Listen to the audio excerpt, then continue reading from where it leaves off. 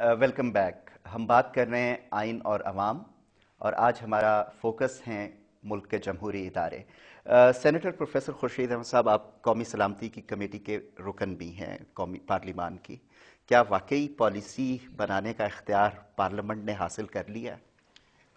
مجھے افسوس کرنا پڑتا ہے کہ نہیں، اور مجھے کائرہ صاحب کی اس بات سے اختلاف ہے کہ پارلیمنٹ کا کردار صرف یہ ہے کہ وہ پالیسی کو ڈیبیٹ کر لے. دنیا کی تاریخ کا مطالعہ کیجیے، خاص طور سے امریکہ اور برطانیہ جو ایک حیثیت سے اس پہلو میں شاندار اپنی روایات رکھتے ہیں. تو پالیسیز امریکہ میں تو قانون بنتا ہے ہر چیز کے بارے میں، سالانہ تقریباً 1,500 سے 2,000 قوانین بنتے ہیں جو پالیسی کے تمام پیرامیٹرز کو زیر بحث لاتے ہیں. برطانیہ میں parliament is always in session, اور ہر ٹریٹی وہاں ٹیبل کی جاتی ہے. کچھ چیزیں ایسی ہیں جن کو اپروو کرایا جاتا ہے. امریکہ میں کچھ چیزیں جن سینیٹ اپروو کرتا ہے. تو میں سمجھتا ہوں کہ ہمیں اس سے آگے بڑھنا چاہیے، اور پارلیمنٹ کے اثر اختیارات کے لیے ضروری ہے. بلا شبہ ایگزیکٹو سے انیشیٹ ہوتی ہیں، چیزیں ہونی چاہیے، لیکن ساتھ ہی پارلیمنٹ کے دونوں اختیارات ہیں. ایک جو چیز ایگزیکٹو نے بنائی ہے اس کو ریویو کر کے اس پر اپنی رائے دینا، اور دوسرا کچھ معاملات میں انیشیٹ بھی کرنا. یہ بالکل روایات ہے اور ہمارے بھی یہ ہونا چاہیے. میں چھوٹی سی گزارش کہ میں نے یہ نہیں کہا، میں نے یہ کہا کہ پارلیمان کا کام یہ ہے کہ ان پالیسی کو پوری طرح ڈیبیٹ کرے، اس میں ترمیم تخفیف کرے. انٹرسٹ میں کیا ہے، بہتری کیا ہو سکتی ہے، میں نے یہ بات کہی. کانسٹیٹیوشن کمیٹی میں نے یہ مسئلہ اٹھایا تھا کہ تمام انٹرنیشنل ایگریمنٹس، کووننٹس، پروٹوکولز یہ آنے چاہیے. ایس آر او سے جو ہم قانون سازی کر رہے ہیں، بجٹ کو رویہ بگاڑ دیتے ہیں، وہ سب پارلیمنٹ میں آنے چاہیے. تو ہم نے ساری ایشوز اٹھائے ہیں، اور یہ سارے موضوعات سیکیورٹی سے ریلیٹڈ نہیں. ایک اچھا کام ہوا کہ پہلی دفعہ آرڈیننس، پریزیڈنٹ صاحب کا آرڈیننس دوبارہ لاگو ہونا تھا اور قومی اسمبلی نے پاس کیا، اس کے بغیر وہ ختم ہو رہا تھا. لیکن یہ 18ویں ترمیم میں وہی کہہ رہا ہوں کہ یہ کمال ہے. مجھے یہ بات کہنی پڑتی ہے کہ 18ویں ترمیم نے جو انقلابی تبدیلیاں کی ہیں، ابھی ان پر عمل نہیں ہو رہا ہے. لوگ اسے قانون سازی کا انقلاب کہتے ہیں. ابھی ان پر عمل نہیں ہو رہا ہے.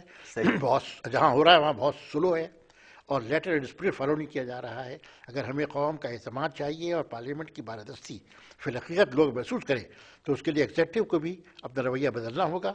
اور بجٹ، ڈیفنس کا بجٹ ہے، اس کے بارے میں بلا شبہ 1 لائنر سے بڑھ کر کے 1 پیج ہو گیا ہے، لیکن اس سے زیادہ نہیں ہوتا. اس سے زیادہ نہیں. لیکن ایک بات ظفر اللہ صاحب بڑی ضروری ہے کہ آپ کی جو ڈیفنس کمیٹی ہے، نیشنل سیکیورٹی کمیٹی نے بہت کمال کے کام بھی کیے ہیں.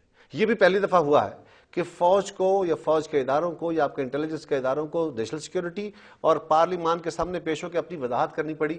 کتنا بریفنگز ہوئی ہیں، اس میں بہت تلخ سوال بھی ہوئے. آخر میں آئی ایم ٹیمپٹڈ کہ جب پارلیمان 17ویں ترمیم کر رہی تھی، آپ دونوں مختلف حیثیتوں میں موجود تھے، آپ تقسیم کے اس طرف، آپ شاید اس طرف، پھر 18ویں ترمیم میں اتفاق رائے. اگر پاکستان 17ویں ترمیم والا چلتا رہتا، کیا منزل ہوتی، اور 18ویں ترمیم والے پاکستان کی منزل آپ کیا دیکھتے ہیں؟ دیکھیے، 17ویں ترمیم ایک مجبوری تھی. پارلیمان مجبوریوں کے سامنے سر تسلیم خم کرتی ہے. حقائق سامنے رکھنا پڑتے ہیں، اس لیے کہ اگر ہم وہ نہ کرتے تو ماشاء اللہ نہ اٹھتا. اسی لیے 18ویں ترمیم کے موقع پر ہم نے یہ اصول طے کروایا ہے کہ آئندہ اس ٹائپ سے جو ترمیمیں کی جائیں گی ان کو پارلیمنٹ انڈورس نہیں کرے گی. میں سمجھتا ہوں وہ ترامیم جو پاکستان کے آئین کی روح کے منافی تھی، وہ کس کے دور میں ہوئی، کیوں ہوئی، کیسے ہوئی، جہاں بھی ہوئی غلط ہوئی. پہلی بات تو یہ ہے، اور اسی نے پاکستان کا حلیہ بگاڑا ہے.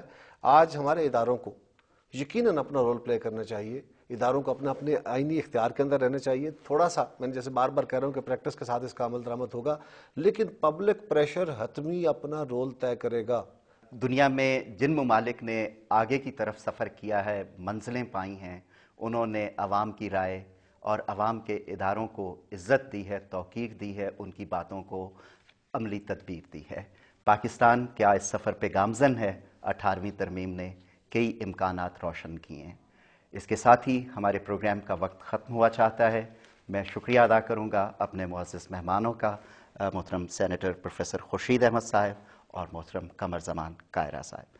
ناظرین، آپ کا بھی بہت بہت شکریہ کہ آپ نے پروگرام میں اپنی دلچسپی برقرار رکھی.